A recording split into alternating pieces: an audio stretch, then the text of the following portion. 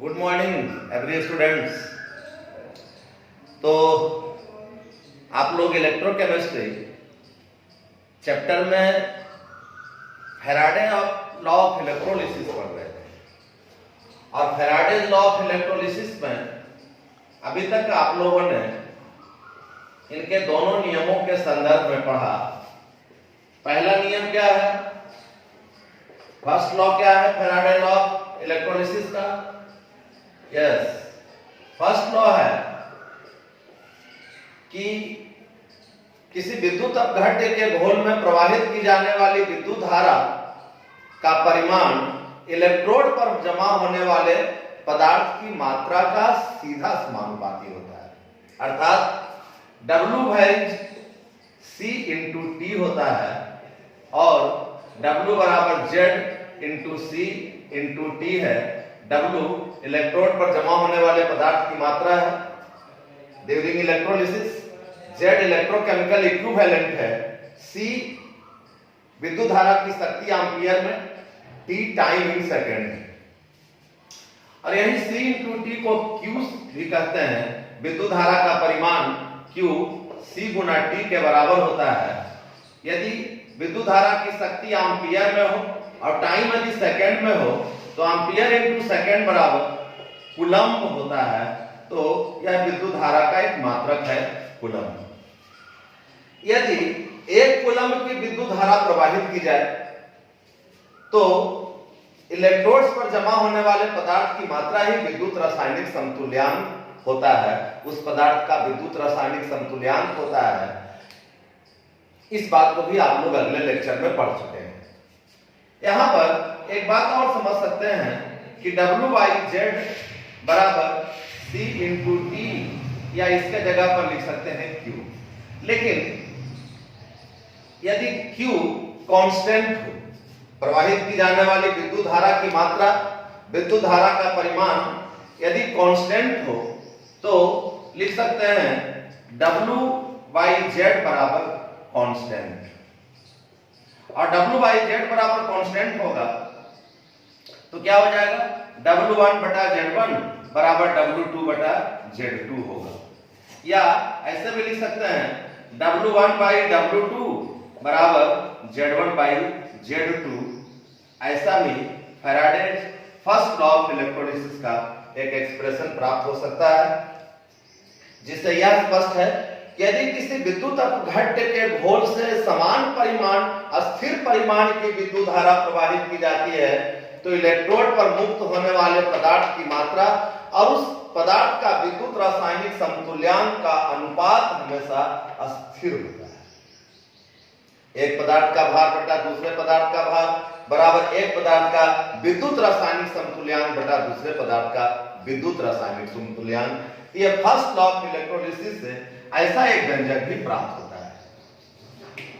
Faraday second law of electrolysis के बारे में पढ़ चुके हैं और उसमें पढ़े हैं कि यदि दो या अधिक विद्युत अपघट्यों के घोलों से समान परिमाण की विद्युत धारा प्रवाहित की जाती है तो इलेक्ट्रोड्स पर जमा होने वाले पदार्थ की मात्रा उस पदार्थ के समतुल्य भार या तुल्यांकी भार का सीधा समानुपाती होता है। यह सेकेंड लॉ ऑफ इलेक्ट्रोलिसिस में आप लोग पढ़ चुके हैं। अगले लेक्चर में देख रहे थे कि यदि दो या अधिक विद्युत अपघट्य के घोलों को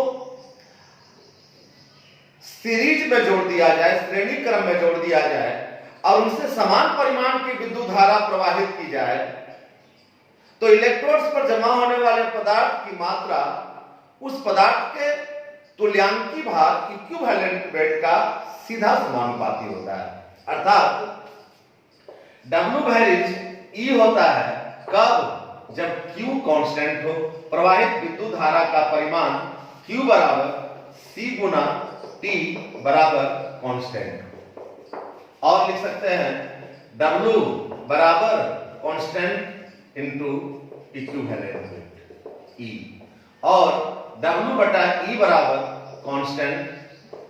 सो यहां पर भी ऐसा एक फॉर्मूला हम लोग प्राप्त किए थे अगले दिन, W1 बटा W2 बराबर, या W1 बटा E1 बराबर क्या हो जाएगा, W2 बटा E2।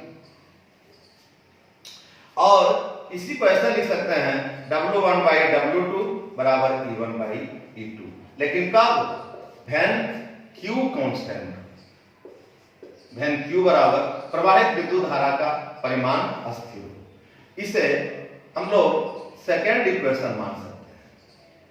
अब देखिए, फर्स्ट लॉ ऑफ इलेक्ट्रोलिसिस से ऐसा हम लोग को एक इक्वेशन प्राप्त हुआ है, और सेकेंड लॉ ऑफ इलेक्ट्रोलिसिस से दूसरा ऐसा इक्वेशन प्राप्त हुआ है।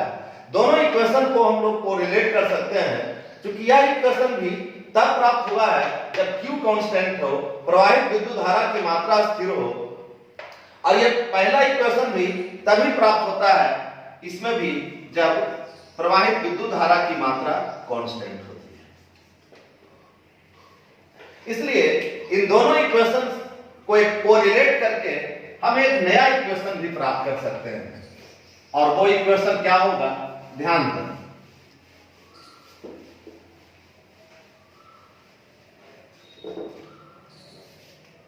Now from equation first and equation second we have,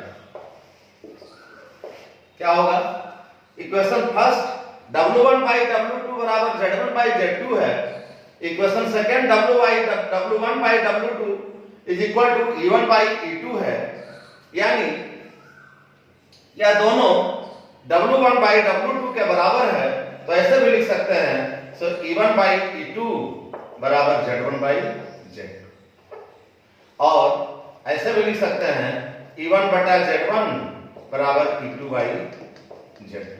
इसी इक्वेशन ऐसे भी लिख सकते हैं। इसलिए यहां पर भी हम लोगों को एक इक्वेशन जो प्राप्त होता है कि एक पदार्थ का तुल्यांकी भार बटा उसी पदार्थ का विद्युत रासायनिक समतुल्यांक बराबर दूसरे पदार्थ का तुल्यांकी भार बटा दूसरे पदार्थ का विद्युत रासायनिक तुल्यांक। सो यहां पर इसी रिलेशन को वैसे हम लोग समझ सकते हैं कि E और Z में क्या संबंध होगा, ऐसे लिख सकते हैं E बटा Z, E1 बटा Z1 बराबर E2 by Z2, means E और Z का जो रेशियो होगा वो हमेशा कांस्टेंट होगा। सो ऐसे भी लिख सकते हैं E बराबर constant into Z, so E will be directly proportional to Z। कब, व्हेन Q बराबर कांस्टेंट, प्रवाहित विद्युत धारा का परिमाण हमेशा स्थिर हो। तो ऐसा हम लोग एक रिलेशन देख सकते हैं कि ऐसी स्थिति में विद्युत अपघट्य के घोलों से यदि समान परिमाण की विद्युत धारा प्रवाहित की जाती है, तो इलेक्ट्रोड पर मुक्त होने वाले पदार्थ का तुल्यांकी भार उसके विद्युत रासायनिक समतुल्यांक का भी सीधा समानुपाती होता है। और इस तरह से यहां पर एक बात और ध्यान दे करके समझ लेना है कि Z क्या है, यहां पर Z विद्युत रासायनिक तुल्यांक है। फैराडे के प्रथम नियम से विद्युत रासायनिक तुल्यांक की परिभाषा भी प्राप्त होती है, अगले लेक्चर में उसको आप देख चुके हैं। अंग्रेजी में विद्युत रासायनिक तुल्यांक को इलेक्ट्रोकेमिकल इक्विवेलेंट, संक्षेप में ECE कहा जाता है, जबकि E क्या है, तुल्यांकी भार है, या इसी को समतुल्य भार भी कहते हैं। तुल्यांकी भार को अंग्रेजी में इक्विवेलेंट वेट कहते हैं। दोनों अलग अलग दो चीज है। पदार्थों का तुल्यांकी भार और पदार्थ का विद्युत रासायनिक तुल्यांक दोनों अलग अलग चीज है। तुल्यांकी भार के बारे में जानते होंगे कि किसी भी तत्व का equivalent weight of an element बराबर क्या होता है, एटॉमिक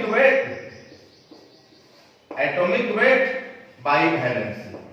किसी तत्व का तुल्यांकी भार यदि निकालना हो तो तत्व का तुल्यांकी भार का फॉर्मूला होता है तत्व का एटॉमिक वेट बटा तत्व की संयोजकता, तत्व का परमाणु भार बटा तत्व की संयोजकता। किसी कंपाउंड का इक्विवेलेंट वेट निकालना है, equivalent weight of a compound ये बराबर होता है molecular weight of a compound, molecular weight या formula weight of a compound बटा टोटल वैलेंसी ऑफ इलेक्ट्रोपॉजिटिव या इलेक्ट्रोनेगेटिव आयन, इलेक्ट्रोपॉजिटिव और इलेक्ट्रोनेगेटिव आयन। कंपाउंड में इलेक्ट्रोपॉजिटिव और इलेक्ट्रोनेगेटिव दोनों तरह के आयन होते हैं इलेक्ट्रोलाइट में, तो उसमें इलेक्ट्रोपॉजिटिव और इलेक्ट्रोनेगेटिव विद्युत धनात्मक अथवा विद्युत ऋणात्मक आयन की कुल संयोजकता से यदि उसके मॉलिक्यूलर वेट में डिवाइड कर देते हैं तो वैसे किसी कंपाउंड का इक्विवेलेंट वेट भी प्राप्त हो सकता है। कोई भी यदि रेडिकल का निकालना हो इक्विवेलेंट वेट, जैसे Cu++ SO4- Ag+ NO3-, negatively और positively charge ions are called radical. और वैसे किसी रेडिकल का इक्विवेलेंट वेट यदि निकालना हो तो रेडिकल का इक्विवेलेंट वेट बराबर भी क्या होता है फार्मूला वेट और molecular weight of a radical बटा वैलेंसी, वैलेंसी ऑफ रेडिकल। और रेडिकल की वैलेंसी क्या होती है, रेडिकल पर उपस्थित आवेशों की संख्या को number of charges upon a radical is called its valency. So ऐसे करके हम लोग किसी भी एलिमेंट का, किसी कंपाउंड का, किसी रेडिकल का इक्विवेलेंट वेट निकाल सकते हैं। लेकिन इलेक्ट्रोकेमिकल इक्विवेलेंट क्या होता है, विद्युत रासायनिक तुल्यांक क्या होता है, आप पहले पढ़े हैं कि Faraday first law of electrolysis से इलेक्ट्रोकेमिकल इक्विवेलेंट का डेफिनेशन भी प्राप्त होता है।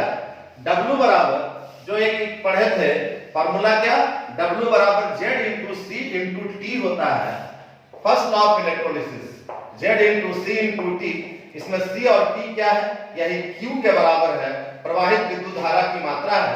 यदि C बराबर 1 एम्पियर और T टाइम बराबर 1 सेकेंड हो तो 1 एम्पियर की विद्युत धारा 1 सेकेंड तक यदि प्रवाहित की जाती है तो इलेक्ट्रोड पर मुक्त होने वाले पदार्थ की मात्रा ही इलेक्ट्रोकेमिकल इक्विवेलेंट कहलाती है, इलेक्ट्रोकेमिकल इक्विवेलेंट के बराबर होती है।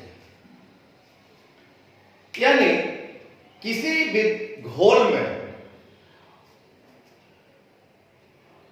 1 एम्पियर की विद्युत धारा 1 सेकेंड तक प्रवाहित करने से जो पदार्थ की मात्रा इलेक्ट्रोड पर मुक्त होती है उसी मात्रा को उस पदार्थ का विद्युत रासायनिक तुल्यांक इलेक्ट्रोकेमिकल इक्विवेलेंट कहा जाता है।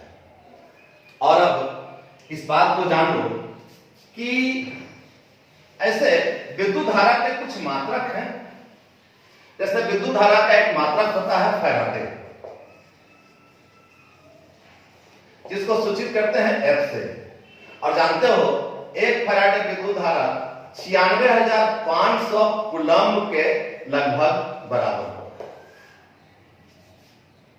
एक फैराडे की विद्युत धारा, फैराडे विद्युत धारा का एक मात्रक है जो लगभग 96,500 कूलम्ब के बराबर होता है। और यह मात्रा घोल से प्रवाहित की जाए तो पदार्थ का 1 ग्राम समतुल्यांक मुक्त हो जाता है। ऐसे घोल से 1 मोल पदार्थ को मुक्त करने के लिए प्रवाहित विद्युत धारा की मात्रा को भी 1 फैराडे कहा जाता है। तो ऐसे 1 फैराडे बराबर, एक तो हम लोग जान रहे हैं क्या 96,500 कूलम्ब के बराबर है, और यह किसके बराबर है, यह 1 मोल इलेक्ट्रॉन पर उपस्थित आवेशों की मात्रा के बराबर होता है। 1 मोल इलेक्ट्रॉन का मतलब समझ रहे हो, 1 मोल का मतलब 1 मोल इलेक्ट्रॉन माने कितना 6.02 into 10⁻23 इलेक्ट्रॉन, और 1 इलेक्ट्रॉन का चार्ज होता है 1.6 into 10⁻⁻19 कूलम्ब। और इसको यदि कैलकुलेट कर लोगे तो ये कैलकुलेट करके आ जाएगा 96,500 कूलम। सो एक फैराडे विद्युत धारा का जो एक मात्रक है एक फैराडे, वह 1 मोल इलेक्ट्रॉन पर उपस्थित आवेशों का परिमाण होता है। और 1 मोल इलेक्ट्रॉन के आवेश को कैलकुलेट कर लोगे तो इतना आ जाएगा। और यही विद्युत धारा घोल से प्रवाहित किए जाने पर पदार्थ का ग्राम समतुल्यांक को मुक्त कराता है। तो इतना बराबर क्या हो जाएगा, 1 gram equivalent of a substance. तो ऐसे भी हम लोग तुल्यांकी भाग को निकालते हैं एक्सपेरिमेंटली कि किसी घोल में 1 फैराडे विद्युत धारा प्रवाहित करने पर इलेक्ट्रोड पर जो पदार्थ की मात्रा मुक्त होती है वह उस पदार्थ का ग्राम समतुल्यांक कहलाता है। और यह ग्राम समतुल्यांक क्या है, तुल्यांकी भार को जब ग्राम इकाई में लिखा जाता है तो उतना ग्राम भार को उस पदार्थ का ग्राम समतुल्यांक कहा जाता है। ऐसे किसी पदार्थ के 1 मोल को मुक्त करने के लिए, ध्यान देना एक बात और, किसी पदार्थ के 1 मोल को विद्युत अपघटन की क्रिया में 1 मोल को मुक्त करने के लिए जो आवश्यक विद्युत धारा की मात्रा होती है, आवश्यक विद्युत धारा की मात्रा ये बराबर होता है N × F, जहां यहां N क्या है, N जो आयन जो मुक्त हो रहा है उस आयन की संयोजकता होती है और F फैराडे। जैसे यदि 1 मोल Ag+ को मुक्त करना है तो इसके लिए कितना विद्युत धारा चाहिए, Ag+ है, इस पर 1 प्लस चार्ज है, मतलब इसकी वैलेंसी 1 है, n का मान 1 है और गुना, माने 1 मोल Ag+ को मुक्त करने के लिए 1 फैराडे विद्युत धारा चाहिए। 1 मोल क्यूप्रिक आयन को यदि मुक्त कराना है जिसकी वैलेंसी 2 होती है तो N × F है, इसके लिए 1 मोल क्यूप्रिक आयन को मुक्त कराने के लिए कितनी विद्युत धारा चाहिए, 2F, 2 फैराडे विद्युत धारा चाहिए। 3 मोल यदि एल्युमिनियम को मुक्त करना हो या 1 ही मोल यदि एल्युमिनियम को मुक्त कराना हो तो उसके लिए कितना विद्युत धारा चाहिए, वैलेंसी 3 है तो 3F, 3 फैराडे की विद्युत धारा चाहिए। विद्युत धारा की मात्रा को भी ठीक से याद रखने की आवश्यकता है। और इसके बाद विद्युत अपघटन की क्रिया जो हम लोग पढ़े हैं, इस विद्युत अपघटन की क्रिया के उपयोग क्या हैं, इसकी उपयोगिताएं क्या हैं, यह थोड़ा थ्योरेटिकल बात है। इसको समझ लेने के बाद अब तक जो हम लोग फार्मूला पढ़े इसमें फैराडे लॉ ऑफ इलेक्ट्रोलिसिस में, वो कुछ इंपॉर्टेंट फार्मूला जो है उसको जरूर याद रखना चाहिए। पहला नियम से एक फार्मूला हम लोग प्राप्त किए, W बराबर क्या होता है, Z × C × T, जहां W इलेक्ट्रोड पर जमा होने वाले पदार्थ की मात्रा, Z इलेक्ट्रोकेमिकल इक्विवेलेंट, C विद्युत धारा की शक्ति एम्पीयर में, T टाइम इन सेकंड है। दूसरा प्राप्त किया एक फार्मूला कि W1/W2 बराबर होता है E1/E2। इलेक्ट्रोलिसिस की क्रिया में मुक्त होने वाले एक पदार्थ का भार बटा दूसरे पदार्थ का भार बराबर एक पदार्थ का तुल्यांकी भार बटा दूसरे पदार्थ का तुल्यांकी भार। इन दोनों नियमों से रिलेट करके एक फार्मूला भी प्राप्त किए थे, क्या, W1 E1/E2 बराबर Z1/Z2 होता है। ऐसे फार्मूला को प्राप्त किए। कुछ ये सब बात, 1 मोल 1 फैराडे का मतलब क्या है, इन सब बातों को भी ठीक से आत्मसात कर लोगे तो कल हम लोग यहीं तक जो बात आप लोग पढ़े हैं इन सभी बातों से संबंधित ही न्यूमेरिकल भी कल स्टार्ट कर देंगे। हालांकि इस चैप्टर में और भी बहुत सारा थ्योरी पढ़ना है, लेकिन जितना थ्योरी को पढ़े हैं उससे जो फार्मूला डिराइव हुआ है उस फार्मूले पर आधारित पहले प्रॉब्लम को भी हम लोग अगले दिन शुरू करेंगे विद्युत अपघटन के उपयोग को समझने के बाद। और तब तक आप लोग घर पर सुरक्षित रहिए, स्वस्थ रहिए, खूब मन लगाकर पढ़ा करिए। Thank you very much.